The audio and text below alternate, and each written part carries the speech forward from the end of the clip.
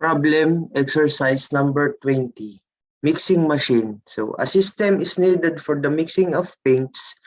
There's a specified time interval for the vibration if a bottom is pressed. So a double acting cylinder can be used to produce the vibration with the limited position with the maximum range. So this is the sample schematic of number 20 with all of the given intervals and parameters.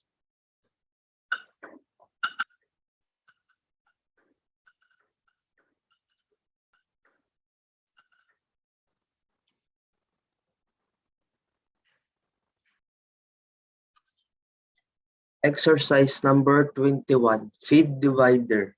So a feed divider is needed to separate two materials at a time for a machine station. So there's a delay time for each cycle of movement. One bottom is for single cycle while another bottom is for continuous operation. So here's the sample schematic of exercise number 21. So showing a system when one bottom is pressed and for this single cycle when another operation.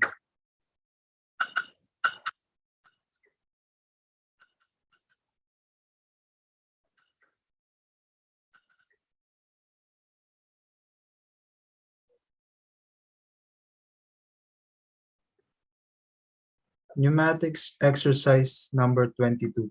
Problem: welding mechanism. A welding mechanism is needed to join thermoplastic materials together in which the pressure is controlled by a regulator. One button is for the downward motion. There is a delayed time for the upward movement, but another button can be used for immediate retraction. Gauges are used to monitor pressure. So going to the fluid sim, here is the sample schematic for exercise number 22.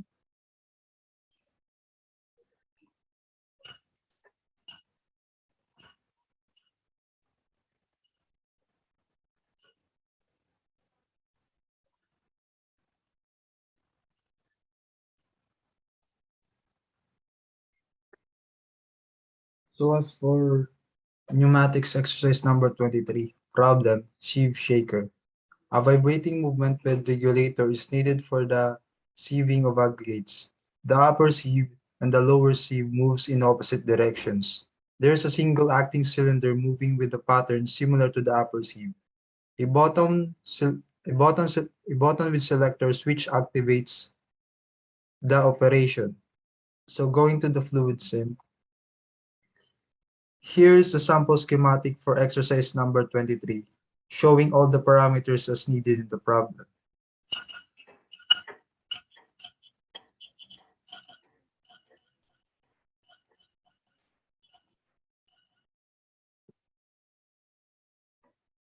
Exercise number 24, the problem is trash compactor.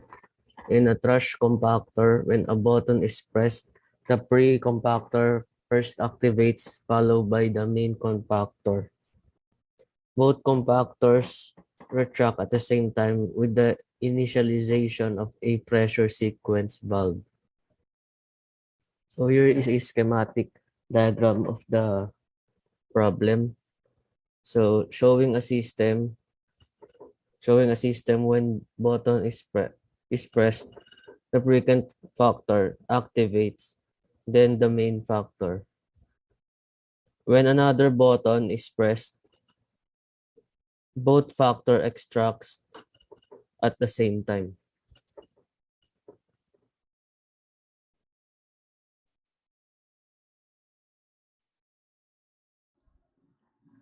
So for the exercise number 25, the problem is clamping machine.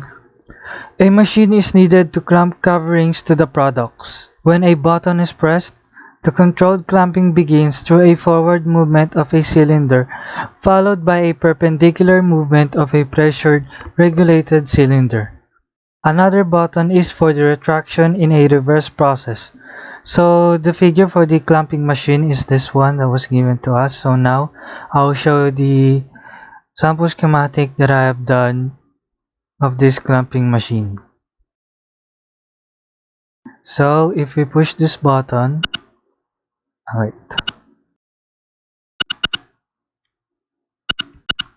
You can see here the delay of the first piston will move forward first, and then the B1 and B2, which is for the second piston, will move. And if we push this button,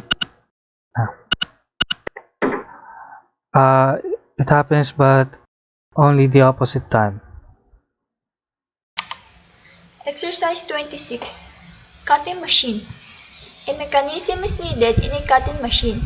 When a bottom is pressed, the clamp material will be moved inside the cutting machine by two cylinders with restricted motion.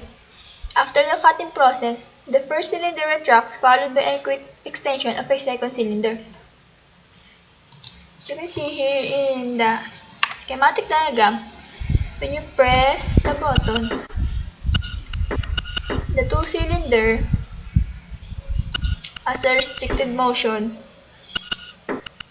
And also when you press the first cylinder, it retracts. And also after the first cylinder, it follows by the second cylinder.